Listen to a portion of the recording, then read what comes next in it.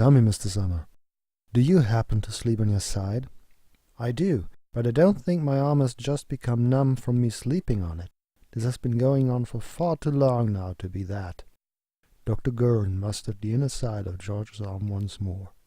Passing his forearm, his eyes fixated on something they seemed to have found in his armpit. That's not what I mean by that. I can see a very peculiar wound down here. Do you happen to lie on the left side sleeping? Yes. Wound? Almost circular and looking rather fresh. You say your arm feels extremely light and your hands don't respond like they should. I have to assume there is a problem with your muscle's attachment to the bone, and I think I know the reason why. Did any liquid leak from your armpit? Did you spot any discolorations in your mattress the last few days? Not as far as I remember. Is that something more common? It wasn't before, but this month you're the fifth showing symptoms like that. I expect the X-ray any minute now. It should tell the rest of the story.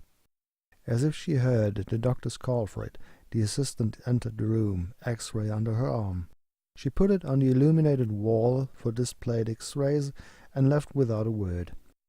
The outline and bones of an arm showed. One of the forearm's bones seemed very pale in comparison to the glowing white the light gave the other bones in the picture. Just as I thought. Dr. Gurn said, moved in to take a closer look of the image again, returned with eyes calming George with the confidence reflected in them, gripped George Summers' arm with both hands and smashed it on the table.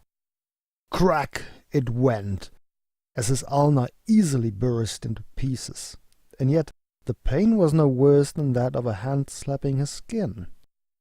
"Are you nuts? You're supposed to fix my arm, not shatter it!" That's just what I did.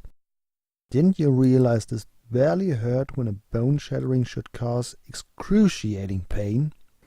"I don't have my arm broken all that often," he replied, perplexed. "Look at the X-ray. Don't you see something peculiar there?" "One of the bones looks really pale." "Look closer. I don't see anything special." "You don't? So you think it's normal? There are 6 white beams coming out of the owner's side and 2 more going into your hand." "You're the doctor, you tell me." "No, it's not normal at all. Most bones in the human body don't have legs and antennae sticking out." "They don't have what?" "Legs and antennae. You see, you've caught a parasitic phasmid. Had caught it. Should be dead now. We remove the remains of the dead phasmid in a minute." "I caught what?" "A parasitic phasmid, a stick insect, making a home in a victim's limbs by replacing certain bones with themselves, living off their blood. All painless, thanks to chemicals they give off, but the effects still bewilder the patients, as you just experienced. Did you know stick insects can give birth to live young without involving a male? They then crawl out of the entry wound and nestle into the mattress until another person sleeps there, or they can enter an uninfected limb on the original host.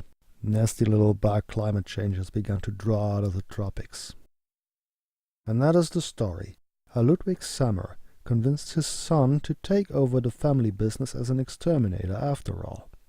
All thanks to the help of a friend who was also the family doctor, with a strange enthusiasm in parasitology, and a few genetic engineers he knew from college. And a story how they introduced a new terror to the world, keeping people awake at night. Oh well, some eggs ought to be cracked. It was all for the good of the family after all.